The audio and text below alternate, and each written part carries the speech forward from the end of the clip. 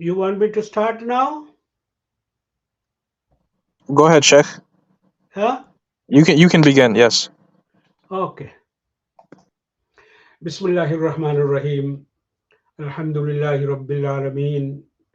Wassalatu wassalamu ala Sayyidil Anbiya wal Mursaleen.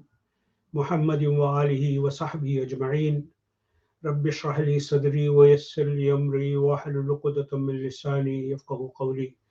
Brothers and sisters, I am indeed most excited to present to you a new series. This is a continuation of our long course we starting from the prophets to Rasulullah and to the pious caliphs and the great imams, the companions, the successors, and the great imams and the intellectuals in the history of Islam. And now we are beginning this new part, the final part, uh, the giants, Muslim giants of the 20th century.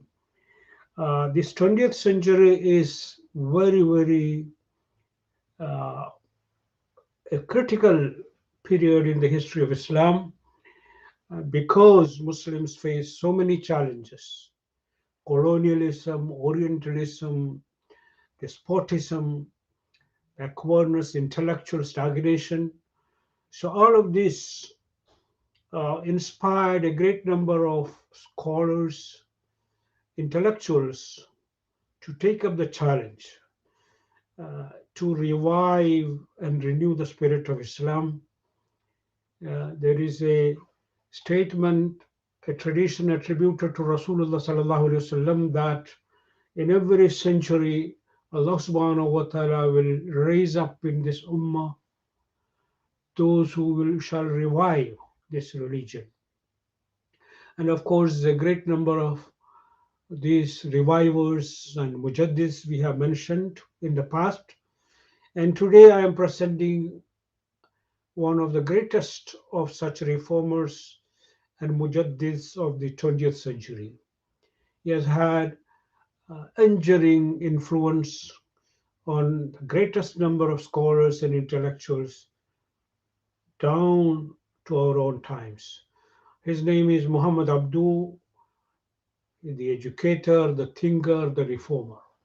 And today we are going to briefly look at his contribution, his education, his influences, and his legacy of reform. And inshallah, you will be excited, you will be inspired to know about this great personality in our history. He was born into a milieu characterized, of course, colonialism. European powers colonized one Muslim country after another. France colonized Algeria in 1830, Tunisia in 1881, and Morocco in 1912. Great Britain colonized Aden in 1839, Egypt 1882, and Sudan 1889. Italy colonized Libya in 1911. This is the history of colonialism. We don't have time to go into the impact of this. It has tremendous impact on all of this, on the entire Muslim world. Second is intellectual and cultural colonization that follows suit. Because this colonization was a legacy, is a form of crusade actually. Crusaders were defeated by Muslims, but from their encounter with Muslims, they were inspired to revive. They borrowed from the Muslim intellectual tradition, and they revived the societies. They were in dark ages, but they woke up. And Muslims were complacent because they were so confident of their great achievements, the majesty that was Islamic civilization. They thought they could not be defeated by While Muslims were complacent, the Europeans woke up, and then with their new vigor, they embarked on a new form of crusade. Intel- Political, intellectual, and cultural. Christian missionaries all over spread all over the Muslim world, and they were backed by the Orientalists, the so-called experts, specialists on Islam, who studied the Islamic sciences with a view of distorting the Islamic sources, poisoning the sources, and of course aiding and abetting the Christian missionaries. So Muslims seem to be at the receiving end of an all-out assault, politically, culturally, and intellectually. Because of this, there was a sense of melee, a feeling of despair and resignation to fate. This kismet, this fate that is, after all, this is the decree of Allah. So, state of resignation and fatalism. This was the mood of the Muslim Ummah. It was in this milieu that a new generation of reformers emerged. They rose to the challenge of reforming the Muslim societies in order to meet the challenges coming from the colonizers, European and Western powers.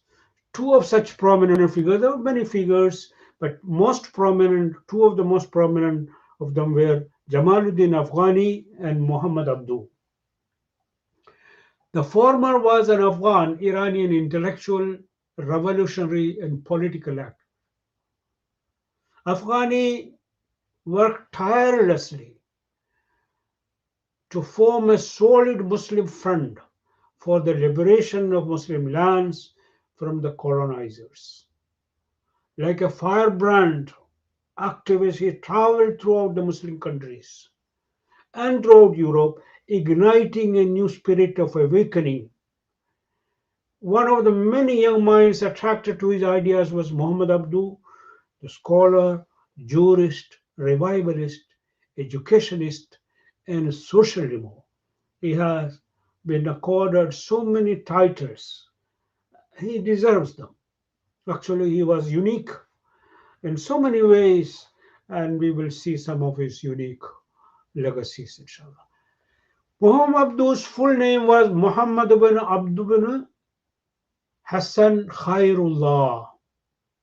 He was born in the year 1849 in the village of Mahallat Nasr, Bohera province in Lower Egypt Delta.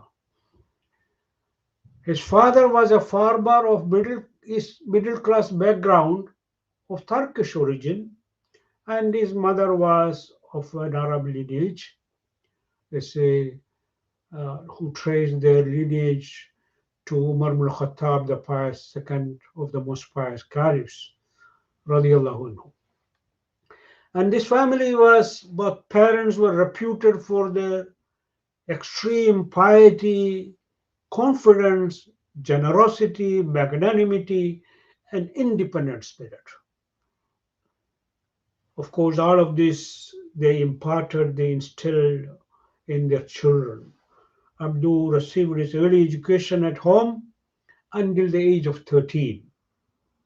And he memorized Quran at an early age. Uh, at 13, he was sent to Jami Ahmadi in Tanda, one of the most reputable series of institutions in Egypt, where he was taught grammar, tajweed, and linguistic sciences. He was a precocious mind and very independent, so the method of education was educated and comprised of rote learning and memorization.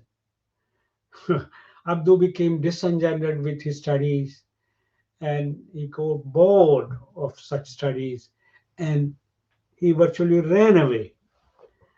But his father would not give up on him, although he wanted to give up his studies and take up his family tradition of farming. But father would not allow that. And of course, in the meantime, one of his uncles, Sheikh Darwish, who was an enlightened Sufi affiliated with the Shadiliya order, took him under his wings and imparted spiritual lessons to him. This was a new awakening. It convinced him to go back. Sheikh Darwish convinced him to go back to his studies. So Abdul returned to his studies with a better perspective and a clearer mind. He was more focused, and he could, his uncle helped him sort out the complications that he faced, which is teachers were not able to answer because teachers were simply parroting the text, they were taught, and there was no opportunity for students to ask questions. There was no interactive uh, uh, teaching at the time. So, but his uncle, he would come to his uncle who would help him sort out these intricacies that he faced in his studies, in studying the various texts. At 15, he proceeded to Azhar University for higher studies, where he would spend 12 years. He was averse to the method of instruction at Azhar, but once again, the mentorship of his uncle helped him persist, and he persisted, and he earned his Alamiya degree. You know, his uncle persuaded him to study extracurricular subjects as well, such as logic, mathematics, and philosophy. And of course, thanks to this intellectual inclination, this openness that was created by his uncle first, and later on by the other influences. Later on, Abdul would master French and English and read the works of Western intellectual tradition. Abdul initially was more of a Sufi who preferred to spend time in spiritual retreats and seclusion. But all of this was to change when he came in contact with Jamaluddin Afghani.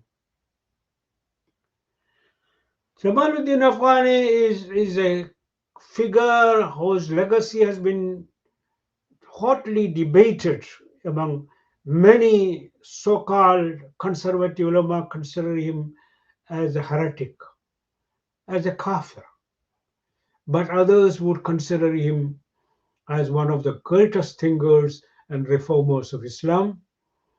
And of course, the same goes for Abdul as well. When we read about this contention, contention about Abdul and Jamaluddin Afghani, we remember the same happened to all of the greatest scholars in Islam, starting from Ali ibn Abi Talib. Therefore, poet said, Ya Ali halaka fi kasnani, muhibbu alim wa mubghidu qali. O Ali, two types of people perish because of their attitude towards you. One group are those who are fanatical and loving you, some of them extolling you to divinity, raising your status above to a place of high pedestal, where others who hate you. The same goes for Abu Hanifa, rahmahullah, Imam Ibn Taymiyyah, and Ghazali, Ibn Khaldun, many others. And he was a philosopher and religious reformer who advocated pan-Islamism to resist European colonialism. He was a man of the time. He knew his time. He knew what is going on. He traveled widely throughout the Muslim world and entire Europe as well, and knew what's happening and knew the backwardness of the Muslim community, and he wanted to liberate the Ummah. Abdul studied philosophy and mysticism under Jamaluddin Afghani, He learned from Afghani also that it was the backwardness of Muslims that exposed them to colonization. Malik bin Nabi is reported to have said, لكي لا نكون مستعمرين يجب أن نتخلص من القابلية للاستعمار. I think this idea can be traced back to the original pioneers Afghani and Abduh. In order for us to avoid colonization, we need to shake off this complacency which has been, whereby have become victims. We ourselves are to blame because it is our backward state that exposed us to colonization. So Afghani instilled in him a sense of ambition to awaken Muslims from their slumber and sleep. Abduh graduated from Al-Azhar in 1877 after he had spent 12 years at Al-Azhar. Of course, while studying there, he has been busy, studying extracurricular philosophy, logic, and all other, as well as modern sciences. He was hired to teach logic, theology, and ethics at Al-Azhar. In 1878, he was appointed professor of history at Cairo's Teachers Training College, Darul Uloom, personally known as Cairo University. He was also appointed editor of Al-Waqa'il Misriya, the official state newspaper. He dedicated his effort to reforming Egyptian society and believed that education was the best way to achieve the goal. In 1879, Afghani was exiled.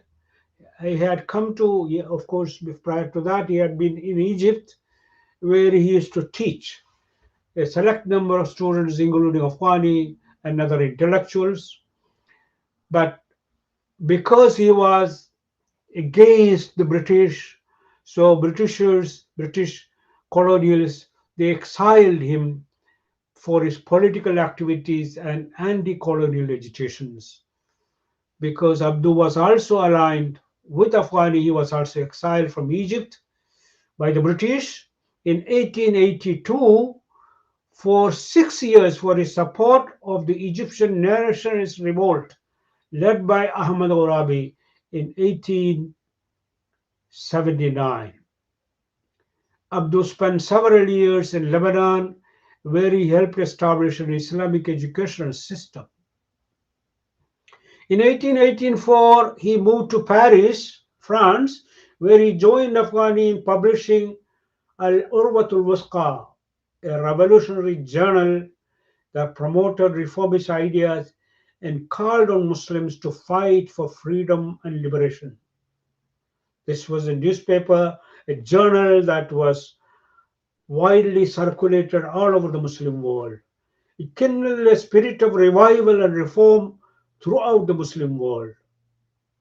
It was, however, short-lived as it was shut down because of the, colonialist pressure from the colonialists, shut down after publishing 18 issues. In 1885, after brief stays in England and Tunisia, he returned to Beirut again as a teacher.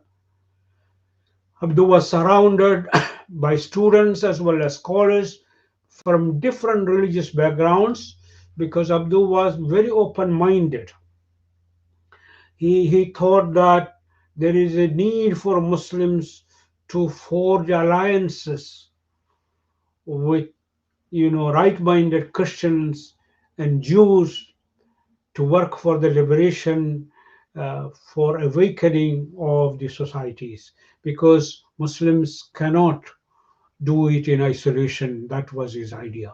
Abduh was allowed to return to Egypt in 1888, where he began his legal career. He was first appointed as a judge in the courts of the native tribunals. In 1891, he became a consultative member of the Court of Appeal, and 1899, He was appointed Grand Mufti of Egypt, the highest Islamic title, a position he held until he died at a premature age of 56 in 1905. Actually, as a Grand Mufti of Egypt, he has given so many fatwas, hundreds of fatwas, many of them, based on his own ijtihad.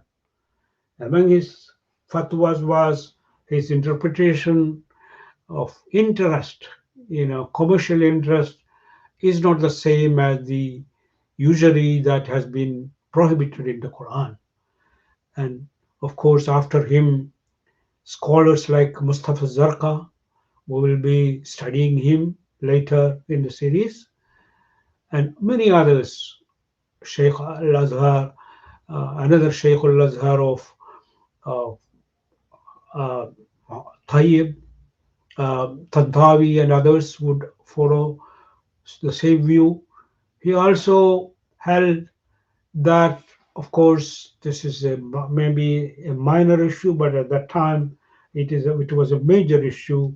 European Muslims and had asked him a fatwa about uh, meat of the people of the book, and of course he gave the fatwa that they are allowed to eat the meat of the people of the book, the Christians and the Jews, and of course he also encouraged them to have their own slaughterhouses so that there is no doubt, there is no need for them to be confused. Of course, many other fatwas he issued that was very, very liberal at the time.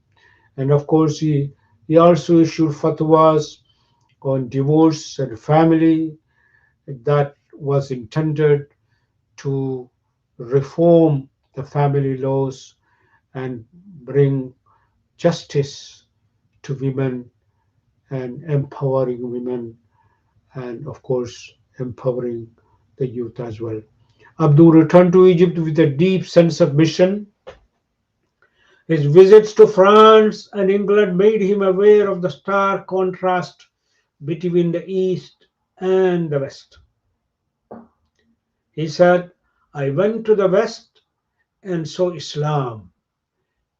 He meant the ethics, the social aspect, the cleanliness, the equality, justice, and openness, and tidiness, organization, prioritization, and dignity of life, equality of everyone before the law, and things like that. He's talking about not the ritual aspect. Of course, there is so much of it is in the Muslim world, but in the West, there may not be rituals. We may not find Islamic rituals, but definitely the ethics of social ethics are there. So he says, I went to the West and saw Islam, but no Muslims. And I got back to the East and saw Muslims, but not Islam. You see, this is a very, very, this is like a, his statements are like shots. It's shock therapy. He's doing so, making this statement to wake up the scholars who are steeped, you know, they are parroting the age of the books, what is written down in the books, without critically examining the sources, without opening the mind to the world. He considers them like frogs in the well. And of course, so all of his, there are many statements of Abduh that are intended as a shock therapy. Abduh was convinced that Muslims, in order to regain their freedom and honor, must reform religious thought. This is a precondition for the Islamic awakening. We need to revamp the educational system and achieve a complete moral awakening. Of course, early on, he had asked his mentor, first mentor, spiritual mentor, Sheikh Darwish, He asked him, "What is your tariqah?" Because Abdul was had known that there are so many tariqas who was operating in the Muslim world and claiming you know bombastic with their claims and showing off their tasawwuf and spirituality and fleecing the masses. So Abdul wanted to ask know what kind of a tariqah he was following. So he replied, "My tariqah is Islam." So he asked him, "Aren't the other Muslims also following the tariqah of Islam?" He said, "If they were doing so genuinely, you were not finding them making oath falsely, vainly. You will not find them untrustworthy. You will not find them cheating in business." So that shows they are not following the tariqah of Islam. And this really was the first uh, lesson that he learned, which woke up Abdul and made him aware.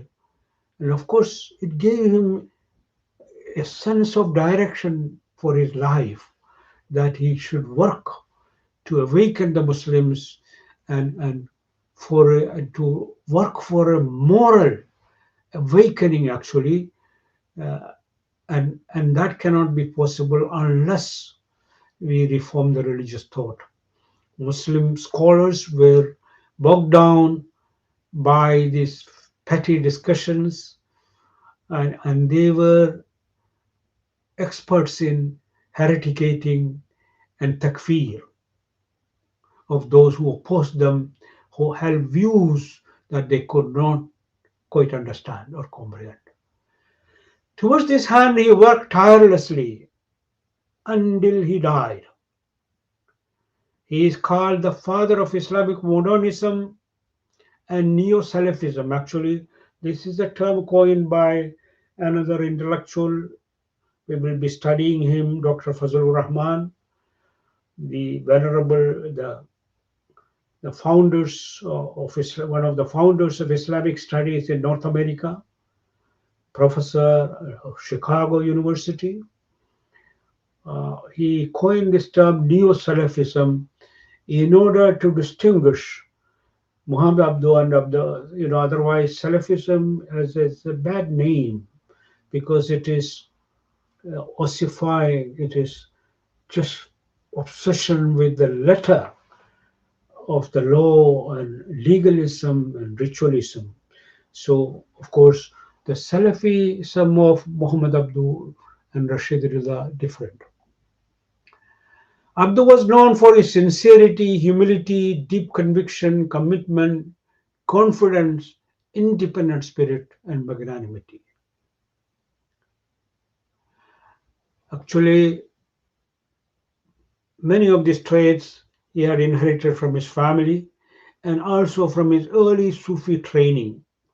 Even though Abduh would be, fighting, cultic Sufism and the many innovations associated with Sufism, he really appreciated the role of tasawwuf.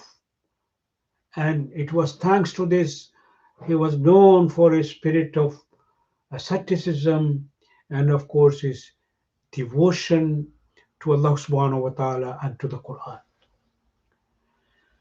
Thanks to his character and reformist ideas, he was able to gather around him a new generation of scholars and thinkers deeply influenced by his thought. Many, scholars throughout the Muslim world who were influenced by the ideas and thought and the works of Abduh, even though he lived a very short life, like Imam Ghazali and Imam Shafi. He lived He died at the age of 56. Among his disciples were Sheikh Rashid Rida, Sheikhs of Al-Azhar such as Mustafa al-Baraghi, Shaltut, Mustafa Abdul Razak, Ali Abdul Razak, Akkad, and many, many others. Outside Egypt, he influenced scholars and thinkers such as Muhammad Iqbal. We will be studying him in next session. Muhammad Asad, we will study him as well. Fazlur Rahman, Abul Fadl, among many, many others. Abduh believed that educational reform was the greatest priority for Muslims. He realized that stagnation and backwardness in Muslim thinking was due to antiquated method of education, which trusts rote learning over developing critical thinking. You know, when a person reads the classical works of Imam Shafi and Muhammad ibn Hassan and others, you will see, and even tafsir like tafsir of Tabari and Razi and Qurtubi and others, you will see the debate. You know, they are every single issue you will be presented with various rulings and interpretations. Imam Shafi would start out, Qala Abu Hanifa says on this issue, this is a view, this is evidence. And then he will state the view of Imam Malik and his evidence, will state the view of other scholars, and of course, then he will say, I beg to disagree with the view of Imam Abu Hanifa, and here is my evidence, here is my argument against this. So, this was the intellectual style.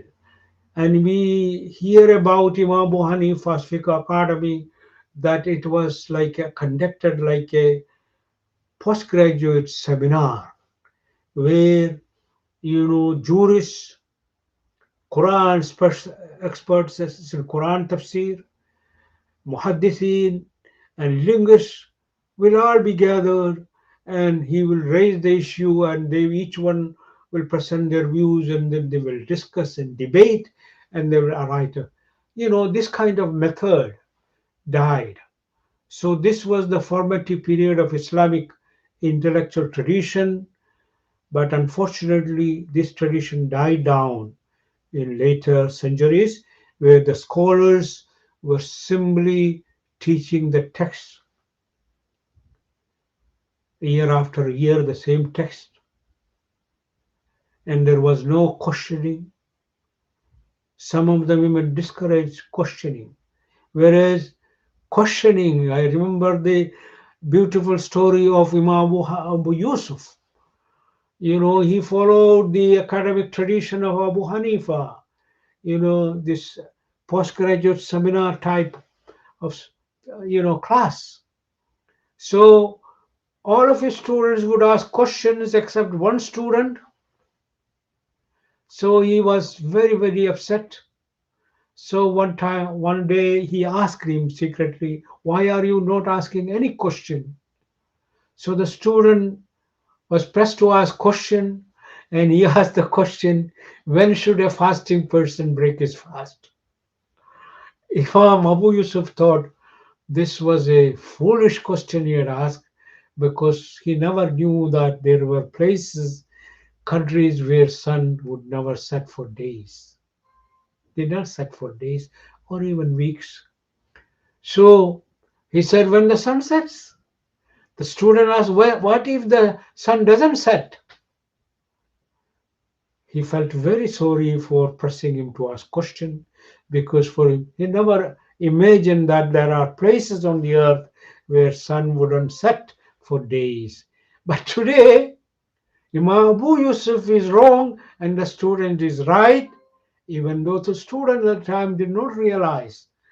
I don't think he was aware that there will be countries in the world where sun never set for days. So this is, opening of the mind to new situations, to new circumstances That's why our scholars have already stipulated that the fatwa changes according to changing circumstances and times. So Abduh strove hard to reform the curriculum of Azhar. He was in the administrative committee. He tried to introduce new methods, but one of the great scholars of Azhar accused him of introducing philosophy and turning upside down the, the method, the inherited method, the organic method of Al-Azhar. So, of course, Abduh resigned from that position. So, Abduh only succeeded partially because of strong resistance from conservative scholars. Some of them called him heretic and westernizer. Undoubtedly, Abduh attempted at a thorough reform of the Muslim thinking. He called for ijtihad based on discerning the genuine spirit of the Sharia to enable Muslims to meet the challenges of the times. He was 100% convinced because he had widely traveled throughout the Muslim world and throughout Europe, and he was convinced there is no way for to go forward for Muslims except through uh, revamping their education system and introducing new ideas, opening the mind. In his masterpiece Risalat al-Tawheed, he showed that Islam was in perfect harmony with the reason. This is a treatise that is unique, quite modern, and of course, it follows the mainstream, methodology of the mainstream theology of Ahlul Sunnah, but presents it a new modern garb, stressing the Quranic, the consistency of the Quran, coherence of the Quran, and Quran. He proved the Quran extols reason as God's most unique gift to humankind.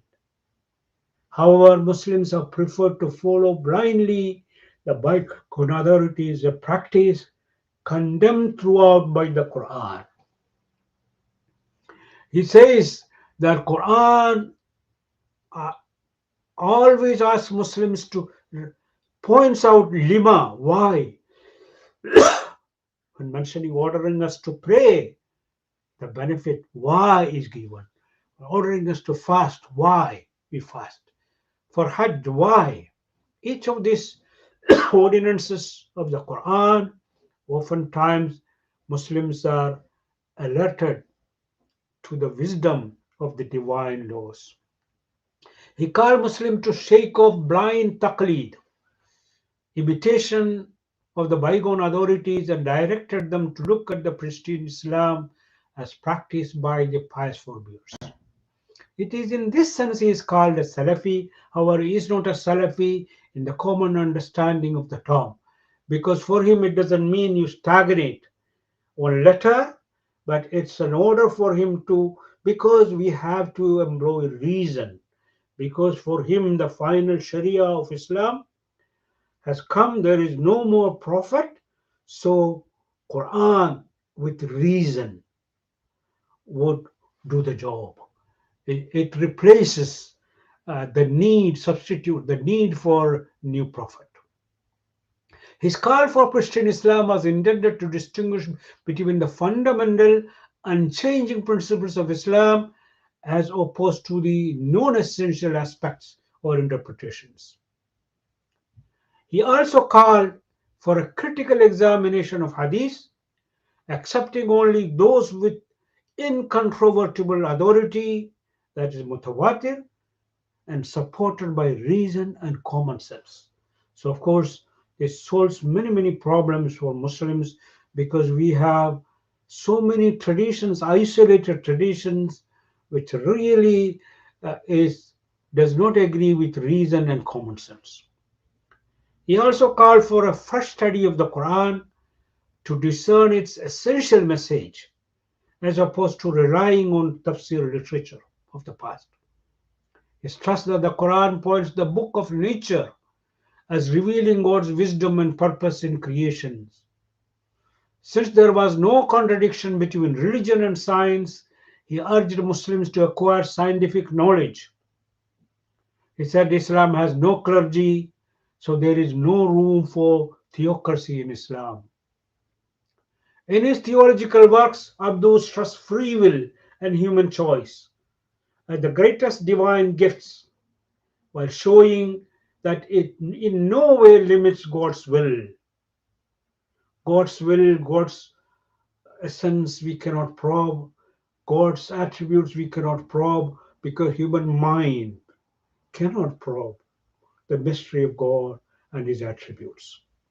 But human brain has been given to operate within our given, and we know ourselves, you know, when we act, whether we are doing, whether we have that freedom to choose or not.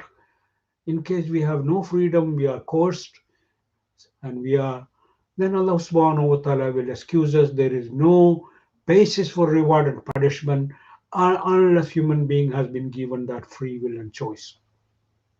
For him, real freedom exists only when practiced with a sense of individual responsibility and accountability for one's actions. Abduh taught that since Allah is all-knowing, there is no greater work to please Allah than seeking knowledge. So he exalts knowledge as one of the greatest, you know, contributions of Islam, extolling knowledge, contributions to the Quran, extolling thinking. Is no contradiction between Islam and democracy, as Islam teaches shura as a fundamental principle of governance. However, Abduh realized for democracy to work and flourish, universal education and literacy are essential conditions. For only then, and then only, the people would exercise their freedom in a responsible way to work for the common good. What a beautiful idea. Abduh defended Islam against European thinkers. He showed that Muslim decline cannot be attributed to Islam, which extols reason and science, and he showed Islam in this sense is quite different from Christianity, which had, you know, a tradition of inquisition and suppressing science and fighting the scientists. There is nothing like that in the entire history of Islam. He showed that Muslim decline was due to their turning away from sound Islamic teachings and the stagnation on outmoded rulings and opinions of theologians. What is the legacy of Abduh? Of course, tremendous, actually. This is a great mind, great intellectual. Within a short period of time, he worked miracles. Abduh has influenced modern Islam more than any other thinker in our history. He expounded his ideas in several works. Risalat al-Tawheed, he formulated Islamic theology to prove the reasonableness of Islamic beliefs. His entire works have been compiled in 5 enormous volumes by Muhammad Amara. He wrote a commentary on parts of Quran, and his own student completed the rest of and it is known as Tafsirul Manar. And Abduh wanted to discern the essential message of Quran, free from the trappings of grammar and mythical stories and legends. This is a masterpiece, actually. One of the enduring legacies, another of his enduring legacies is the founding of Jamia al-Khairiyya al-Islamiyya. Abduh was a great social reformer, a man who lived as poor and worked for the poor. He preferred, even though he could have enjoyed the luxuries, but he preferred to live as a faqir, devoting his life to serve the poor. Islamic Society for Social Welfare, which really is enduring legacy, still continuing flourishing for rendering financial help to the poor and dispossessed. Jamia Ihya Turath, Society for Reviving the Islamic Legacy, Turath, publishing manuscripts, of course, and number of reputable manuscripts he published, including the Muwafaqat of Shatibi. His attempt to reform Azhar is another of his enduring legacies, but the conservative ulama resisted. They even disowned him, but after disowning him, Azhar recognized his contribution by dedicating a qa'a, a hall, to his name. And of course, they have worked to reform the syllabus and the practice of teaching Al-Azhar, following his ideas, his method of educational reform. His tafsir attempts to explain the Quran rationally. We said the central message of the Quran is the liberation of the human mind from superstitions and oppressive priesthood. Muhammad Asad, another eminent outstanding thinker, European origin, acknowledged Abduh's tafsir as one of his principal sources for his work, the message of the Quran. That is the principal source for Muhammad Asad. He has been an inspiration for those who work to raise the status of Muslim women. He was the first to say that monogamy was the Quranic ideal, polygamy being an exception. It was more or less because of the context and the circumstances of the prophetic milieu. So it cannot be the norm. Testimonials. This is really testimonials and praise for Abduh. So many. I have to mention a few of them. Abduh's reformative ideas have evoked both adoration and hostility, a deep hostility. There are many in the conservative ulama who consider him as a heretic, as a westernizer, as a kafir. That opposed his ideas for it because he is tired against taqlid and the ulama's resistance to new ideas. They accused him of being a westernizer and a heretic and even kafir. Abduh was convinced. He did not react to them. He was convinced that Muslims have no choice but to reform themselves, to resist colonization, and to achieve genuine resistance, renaissance. No such reform is possible except through educational reform, moral awakened training. Abduh, however, produced a generation of intellectuals and scholars who continued his legacy. They consider him as Al-Mujaddid, actually Al-Mujaddid al-Akbar, Ra'is al-Mujaddidin, and Al-Ustad al-Akbar, the greatest mender. Sheikh Rashid Rida, one of the greatest scholars and muhaddithin, his closest student, most devoted students, refers to him as an ideal mender who embodied the greatest traits of prophets. And he is there, according to him, he is the true heir of prophets. He was unparalleled, according to Rashid Rida. Abduh was unparalleled and unique, incomparable in his sincerity, piety, character, morals, asceticism, magnanimity, wisdom, and intelligence. Rashid Rida observed he never met anyone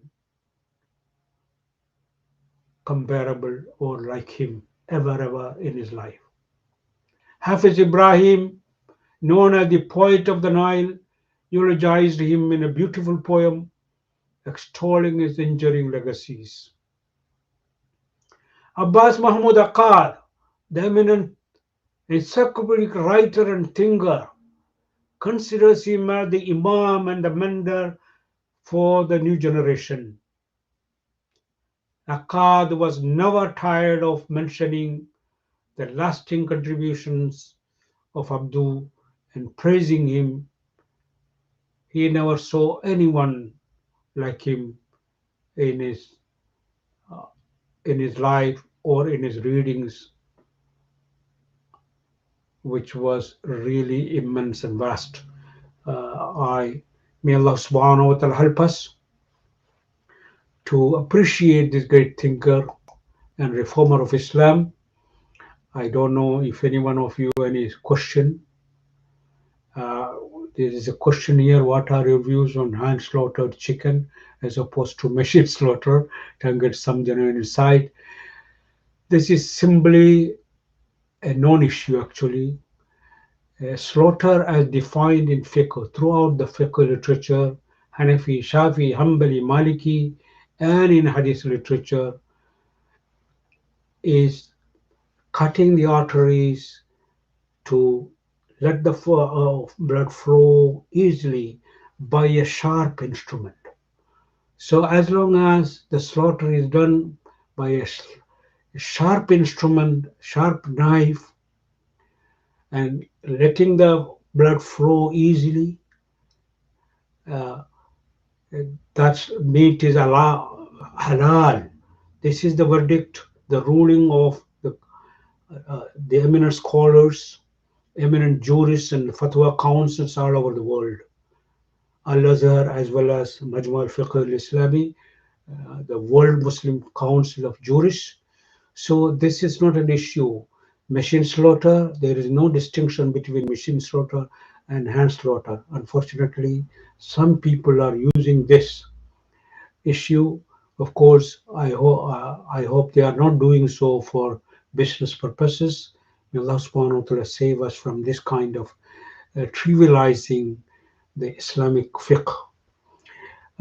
What is Neo-Salafism? Neo-Salafism is, of course, Salafi is somebody who calls back to the sources actually.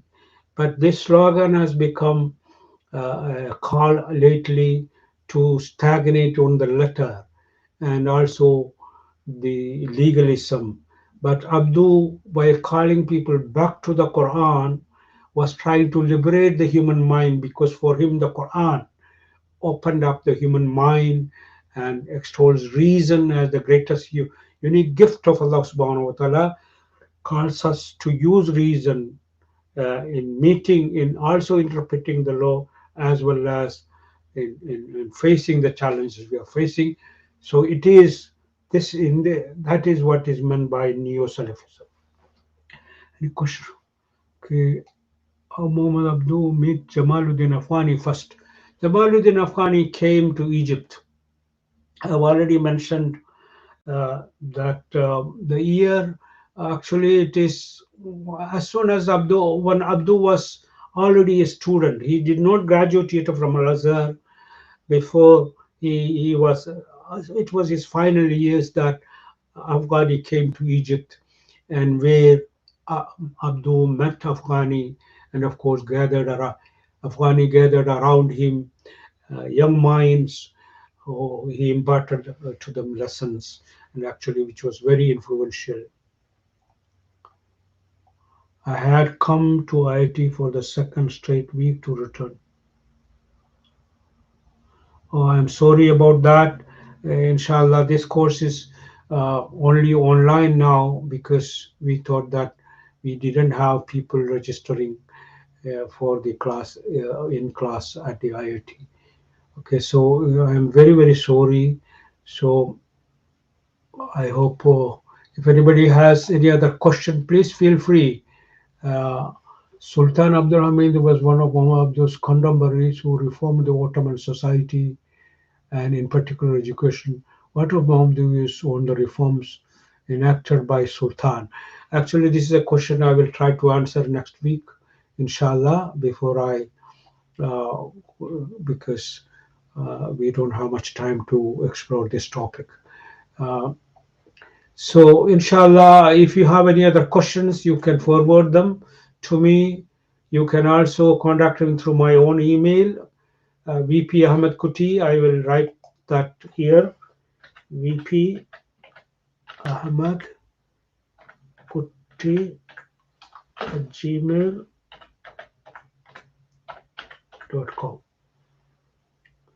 Please direct your questions. And for the details about machine slaughter, you can visit my site askthescholar.com. I have answered this question in detail.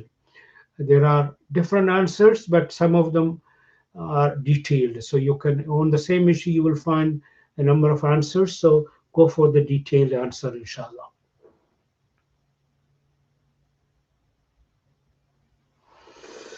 I hope I have succeeded in giving you something of this great uh, thinker, inshallah. So please join us in our upcoming sessions. Inshallah, it will continue. We have great number of intellectuals and scholars of the 20th century, and of course we will follow the 21st century as well. Inshallah, may Allah subhanahu wa ta'ala accept our humble work. May Allah subhanahu wa ta'ala guide us to the truth. Uh, Actually, uh, I think I have failed to give you a sampling of his wisdom, which I am going to give you now. A sampling of Abduh's wisdom. One who does not enjoy free work cannot enjoy the sweetness of leisure. For Allah does not bestow joy without hard work. Very, very important. Falsehood remains falsehood. Never mind the passage of time. Falsehood is always falsehood. You cannot turn it into truth. Falsehood lives only when the truth fails to stand up. So, urging people to stand up for the truth, because only when then we can defeat the falsehood. True thinking can flourish only where there is freedom. Muslims have ignored the religion, obsessed instead with serving letters and words. True religion consists of knowledge and experience, intellect and heart, evidence and acceptance, thought and spiritual taste. If one of the two legs is broken, it cannot stand up steadily. Very, very important.